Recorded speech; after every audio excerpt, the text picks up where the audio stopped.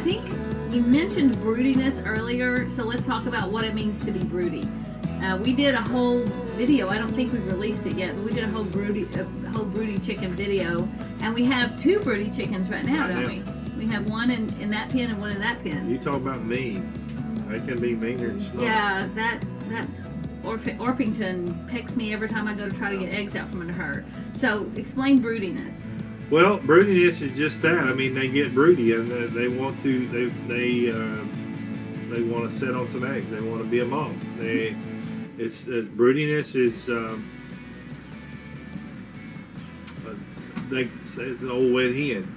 And what happens is, if you ever stuck your hand underneath a broody hen, it's wet. Mm-hmm. It's because it's the sweat, humidity, whatever, and that's what it takes to hatch a clutch of eggs. So, not all breeds are, I guess the broodiness is bred out of them. Back in the older days, people wanted a chicken to lay an egg. They didn't want them to sit on eggs because when they sit on eggs, they quit laying. So then all of a sudden, the broody hen is unproductive. Right. Nobody likes an unproductive hen. Right. Unless you want that hen to refurnish your flock. So there are breeds of chickens that are more broody than other chickens. And the Orpingtons still have some broodiness left in them. Not all. Just because you have 10 buff Orpingtons doesn't mean that you're going to have 10 hens that's going to want to sit.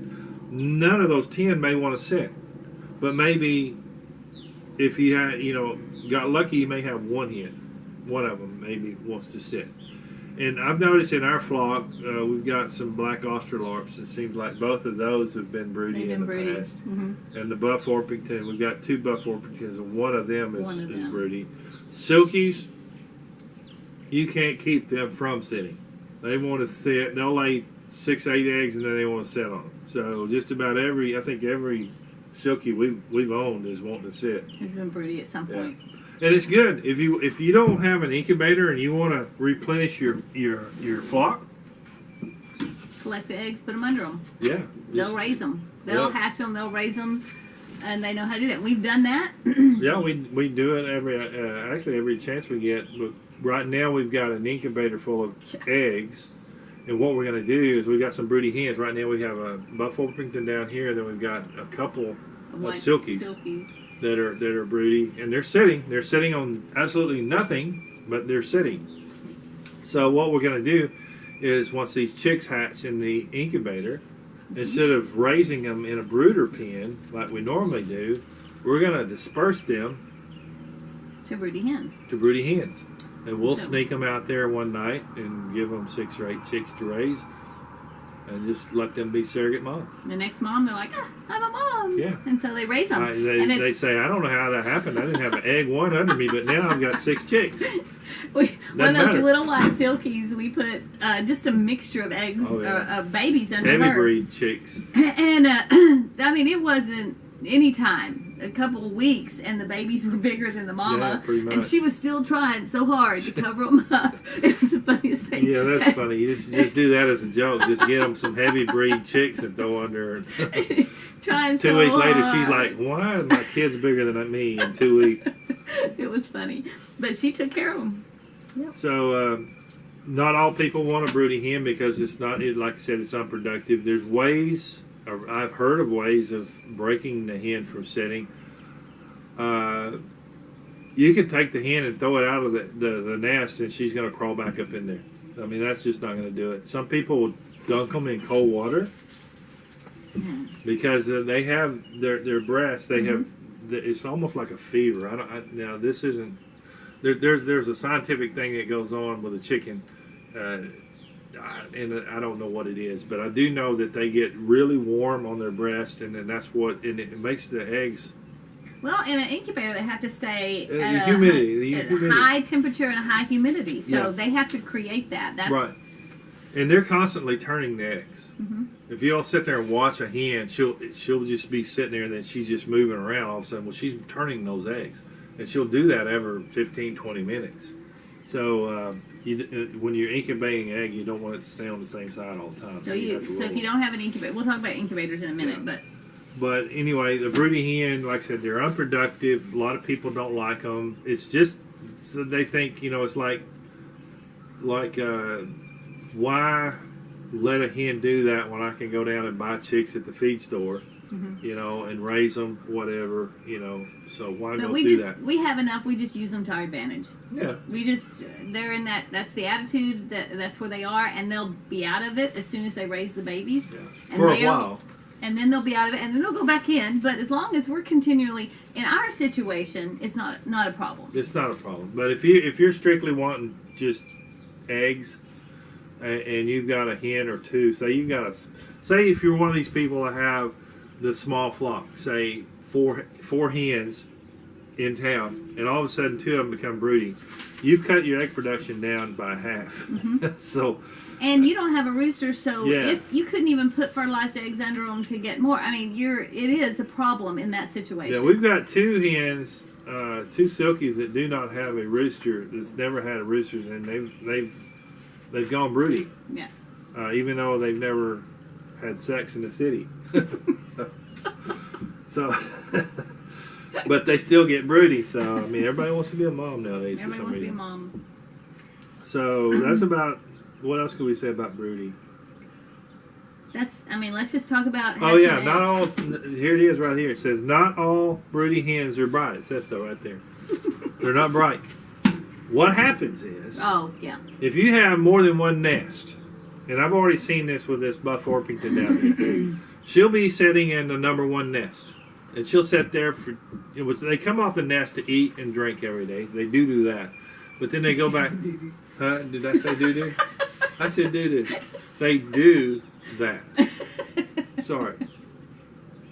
All right, we should bleep that, huh? We can bleep. We can go. Okay. Anyway, so they come off the nest to eat, and then sometimes they just get stupid, and they won't go back to the same nest. So if you were going to put some eggs under that particular hen and mark them, and you have to mark them because other hens will get into that nest with that hen and lay an egg. Right. So sometimes you go out there and there'll be 2, sometimes 3 hens in the same nest, all laying eggs at one time. Right. I don't know if they say, "Excuse me, I want to lay an egg right quick. Would you move?" Because she's laying it. She's sitting in there. You learned chicken. You learned how to chicken. Huh? I tried to learn how to speak chicken. Yeah. Well, you didn't learn that phrase. I didn't learn that Excuse phrase. me. Excuse me. Can I lay an egg in your What would box? it sound like? I don't know. But anyway, back to the broody hen. And say you want her to hatch this clutch of eggs, and you've got 3 or 4 different nests in there, and you've marked these eggs because, like I said, other chickens will get in there and lay eggs, and you have to check under it and see if there's any new eggs. So what I normally do is I take a black marker and completely mark all the way around the egg. It has a black mark around it.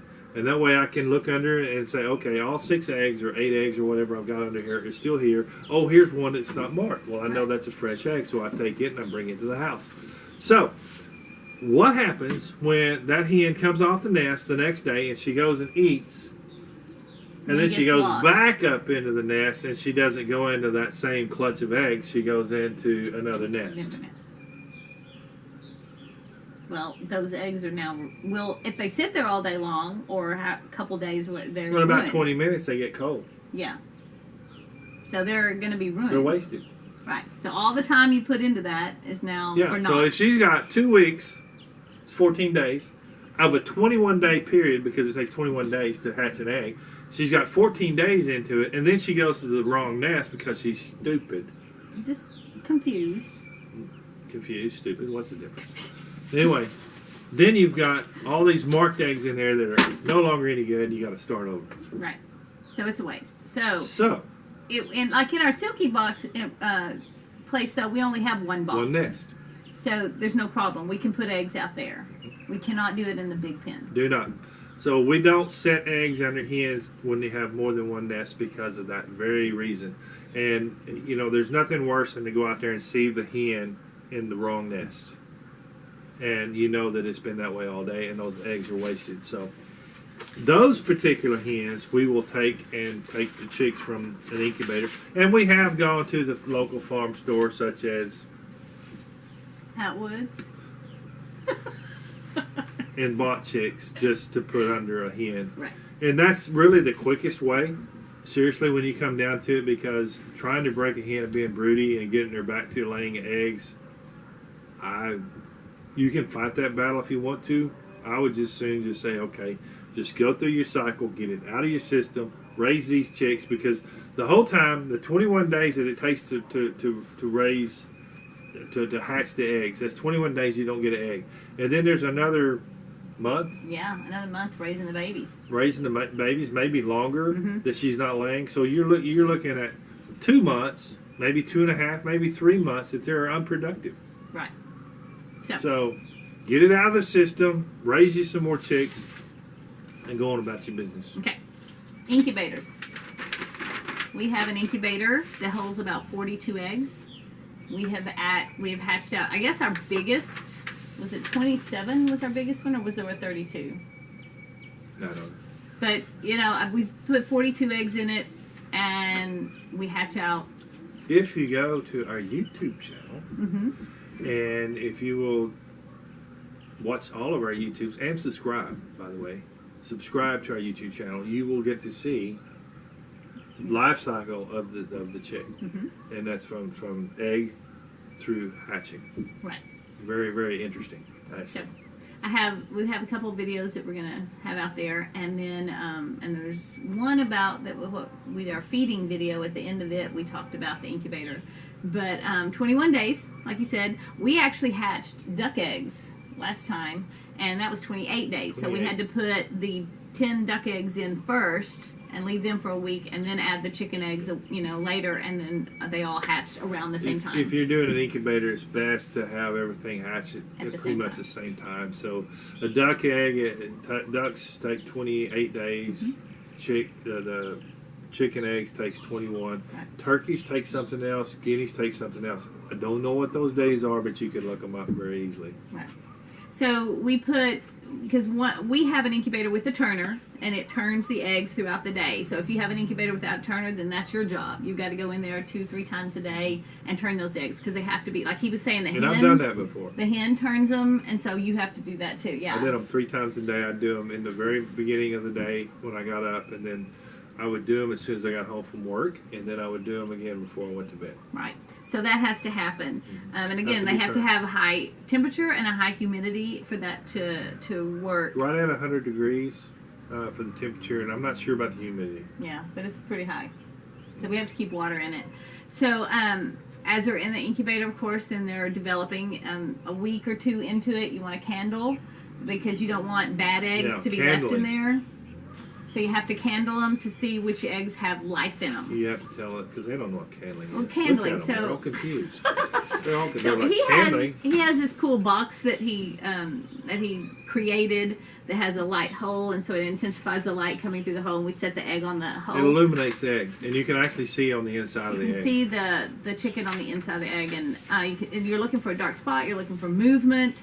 It's usually after day 10. No, day 7, actually. The first week, 1 full week, there's a little speck. If you turn it, the fat end down, there you'll see an air sac around the bottom. And like I said, go to our YouTube channel and look at incubation life cycle.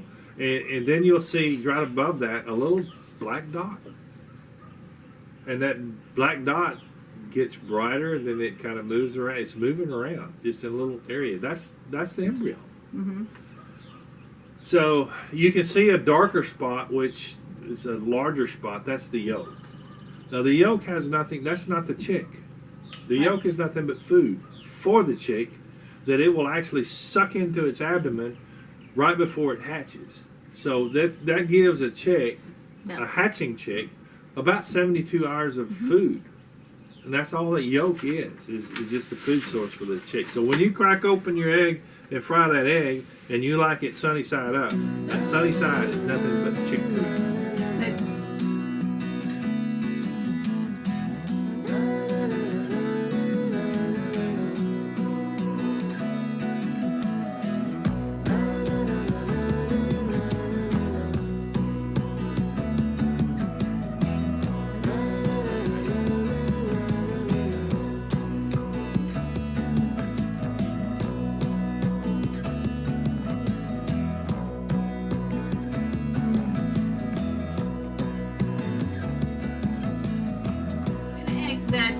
yolk is mostly fat, and so that's energy for the baby.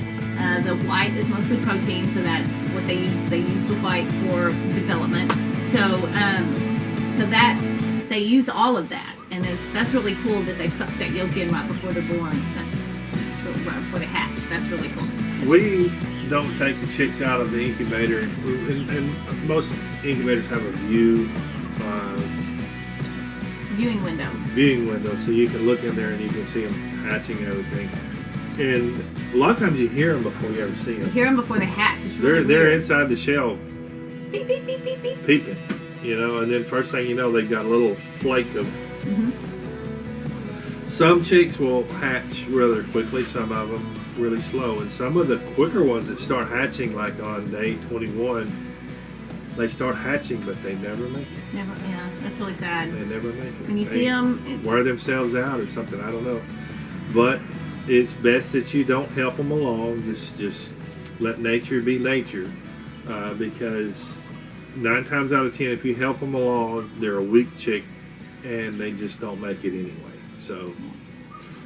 When you have to make sure you take the turner out. If you have an automatic turner in your incubator, take it out a couple days before you expect the hatch. We've had chickens hatch as much as 2 days ahead of time, early, and so that it would be dangerous for them if that turner's still in there.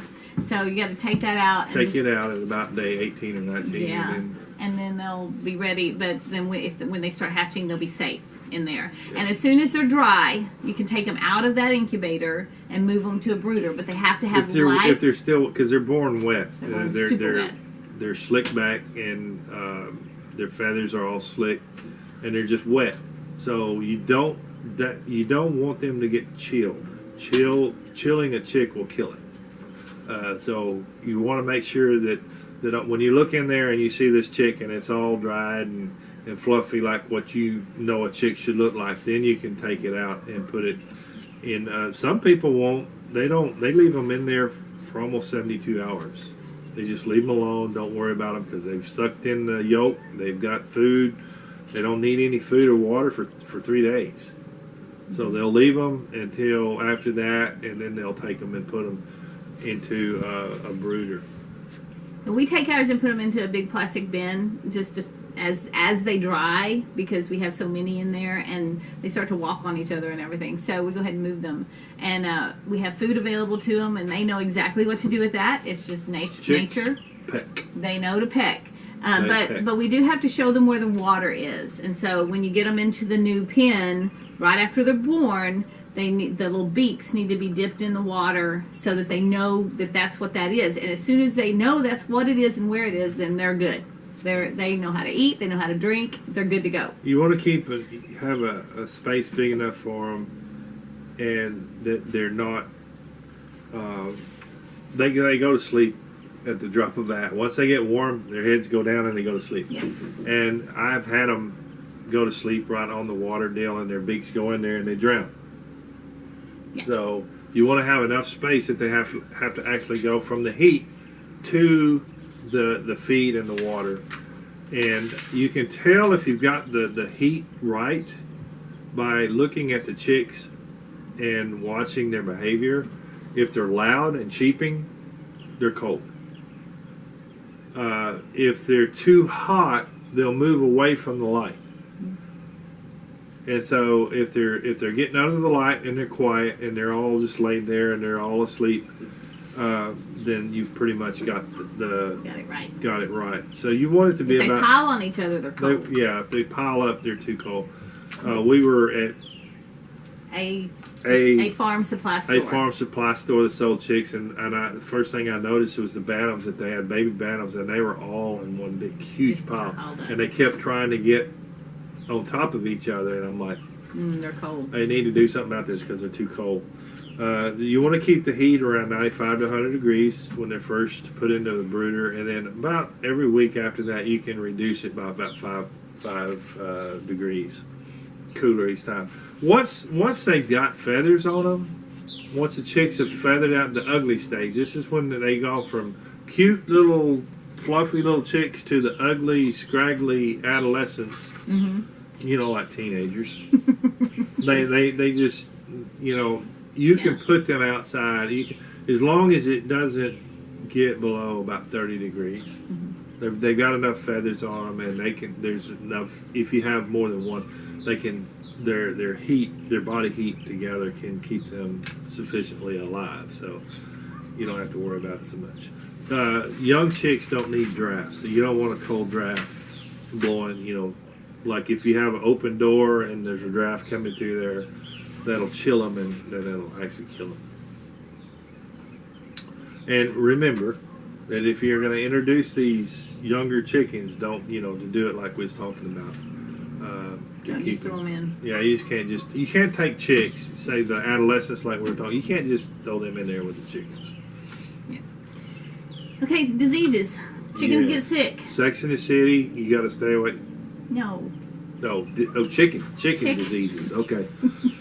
So, we've had chickens. I didn't know till we started raising chickens like we are doing right now that chickens sneeze and cough and they get raspy voices and they have respiratory disease, and we've lost more chickens to respiratory disorders than anything else, I think. They get colds or flu. I don't know what it is, but it's contagious, whatever it is, because it'll move through your whole flock. So yeah, once you see one that's not looking good, they get a runny nose. Yeah. Once you see a runny nose, or if you see them sneezing, get them out of there. They'll sneeze. Nobody likes a snotty nosed chicken.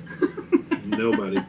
And once you see that, you got to get them out of the herd because it's just going to pass it, and then they're all going to go through it. We've got pens that we have just for quarantine, just like we're in right now. Yeah. So we have to put them, separate them from all the others, and quarantine them. And we've had some get better and come back, and they're fine, and some of them didn't make it. So, but it's better for them to die off by themselves than in the pen, because whatever got them is going to get the rest of them. Right. So you got to get them out of there. Right. And the pen that you put them in, make sure it's in a real sunny spot. Right. There's Sunshine. nothing more healing, and this stands for humans or anybody else, and they're even saying this about the COVID-19. There's nothing more healing than the sun itself. Mm-hmm. The UV light that comes from God Himself can heal you quicker than anything else. Yeah. And we see our chickens and other animals when they're not feeling so good. They're laying out in the sun because they know that that's a healing thing. It's therapeutic. They're bedding inside. If you have them in a stationary pen and you're not moving over fresh grass all the time, their manure and stuff will build up ammonia. And there's times where we've gone into the pen and it's just a huge ammonia smell. Of course, ammonia with the chickens is not good. It's going to be hard on their respiratory system anyway. So you've got to get that old bedding out of there. Clean it out, put fresh bedding in there, or at least get something open where the air can blow the ammonia smell out. Keep the waters clean. Mm-hmm. We clean our waters every day. If you watch our videos, you'll see us out there or see her. I don't do it as much, but cleaning those waters because they're nasty, and you just got to get all that stuff out of there. When you do have an illness, it does in your herd. It doesn't hurt to go out and actually clean stuff with bleach. You can do that and just run your chickens out and clean everything, sterilize everything, and it's good to wear a respiratory mask. Yeah, I know they're in short supply right now, but there's things in the poultry dust, in the manure dust and stuff that is hard on your breathing, and you can catch some bad stuff from them too. So just keep everything clean, and then get those chickens out of there if they're sick. So if you're going to collect eggs for yourself or collect eggs to sell, then and you've never done that before, you may not know. I mean, you don't have to wash an egg if it's already clean. You don't have to. Now, if you're going to sell them... But you got to remember, these are freshly squeezed butt nuggets. That's right. It came out of a chicken's butt. Yeah, but if they're clean... But it wasn't the butt... not the same place that poop comes out of. It's two different places. But we wash our eggs. But if they are... Because it is a butt nugget. But and especially the ones we sell. But if some places, if you sell to the public... You're not supposed to wash these eggs. Yeah, they do have a protective covering on them that is supposed to keep them fresh or whatever. I don't know, but they are porous. Porous. And so things can go in them and out of them. So you don't wash them with soap because that would leach in because they're porous. And if it has salmonella or something like that, and you wash them, it would make it be able to go inside of the egg, and then you're selling somebody a salmonella-laden egg. Right. And so you have to check that. You have to go back to the, what do they call it? Not the homestead law. What is it? Cottage food laws. Or talk to your county agent. Mm-hmm. That's what they're there for. Well, whether if you're going to be selling eggs to people, if you can or cannot, some states will not allow you to sell eggs to other people that have been washed with water. You have to actually sand the foul extremities off of the eggshell itself with the sandpaper. So, we wash ours, and we do Don't tell everybody, because I don't know if we're supposed to or not. I think we're good. But we wash the ones that we eat. That's right, we do. And if they have feces on them, we're going to wash it off. But they don't have to go in the refrigerator either. Not right away, not ever, actually. I mean, they will keep on the countertop in a bowl for a long, long time. So a lot of people feel like if they've been sitting out, then they're bad, but that's not the way it is with eggs. I was in Guatemala, and every house, that you just have a bowl of eggs on it. Quick story. I had a trailer that had some junk in it. It was a junk trailer, and I free-range some chickens. This is years ago. And I got ready to get this stuff off of this trailer, and I uncovered a nest of eggs. There's probably 40 or so eggs in that nest. Wow. And it was in the middle of the summer. Wow. And I was going to just throw them away, but then I decided, you know what? I'm going to see if they hatch. It was the best hatch I've ever had. Wow. Nearly all of them hatched. And they would have been out in the heat in this hidden nest. Chickens will hide. That's something else. If they have the opportunity to go hide their eggs, they will. But anyway, this chicken had a hiding place, and I uncovered it, and it was the best. I mean, so those eggs had been out there for at least 40 days. Wow. Wow. So, and they were still good. Yep. So there you go. Okay, have we covered everything? According to our notes, probably not, but it's the best we can do. Hopefully we've given you some good information. We have enlightened you, haven't bored you, because you're not boring. So, but follow us on Facebook, Sunset Hill Tree Farm. Go to our YouTube channel. Click subscribe. And watch us there. If there's something that we didn't answer or was confusing or anything like that, comment. Shoot us a comment or something. Send us a message and just say, hey, I don't understand this, or could you clarify that, or could you expound on this? And we'd be happy to. So we're just hoping that we gave you some good basic information if you're ready to start taking care of chickens, because I highly recommend that. I think everybody should have chickens. Everybody should have chickens. They should. Especially now, I mean, everybody's quarantined, and one of the things that was not in the stores a few weeks ago was eggs. We were selling them like crazy. Yeah. And, you know, here we weren't just stockpiling chickens just for this particular quarantine area, but we know it could happen, but we were prepared for it because we keep chickens. So we haven't felt the impact of doing without like a lot of people. Right. If you're in our area, we do have Pumpkin Patch in October. We sell Christmas trees in December. November to December. We start right after Thanksgiving, the Friday after Thanksgiving. We have Old Time Christmas, the Saturday after Thanksgiving, and that tells the story of Jesus. It's a hayride around the farm. Fun thing. Good. All the money off the gate goes to missions. Yeah, so we give that money to a missionary to fund their travels. And if you're a photographer, it's a beautiful place to take pictures in the fall. It's beautiful. A lot of people. We have a lot of photographers out here during Pumpkin Patch and all through November taking Christmas pictures and stuff like that. Right now, of course, we're under quarantine and stuff. But right now would be a perfect time for springtime fixtures. We don't have the blue bonnets, but we do have a whole plethora of other wildflowers, and especially beautiful.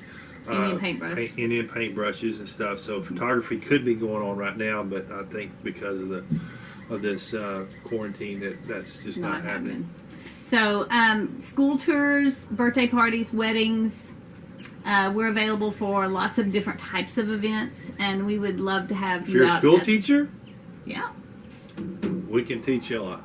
I'm a retired school teacher, so everything's about education to me, and I would love to work with you and help you do what I can to help your underride your curriculum so that they can have that hands-on hook. For some reason, your school tour can't come out to the farm, then give us a call. We can come to you. You bet we can. And I just want to thank you again. Thank you so much for watching this video. What? Thought of one thing. In the event of a zombie apocalypse, chickens should be safe. Because from what I've seen, the zombies are more interested in you than they are the chickens. Okay. Thank you for that Just in case. advice. Yay. And we're going to do a survival camp, survival of the zombie apocalypse for kids. No, really, it's just survival camp in the summer. So we are going to offer summer camp. And it will give some survival techniques. So that's cool. But this is Dwayne and Donna, Sunset Hill Tree Farm. Real far. Real fun.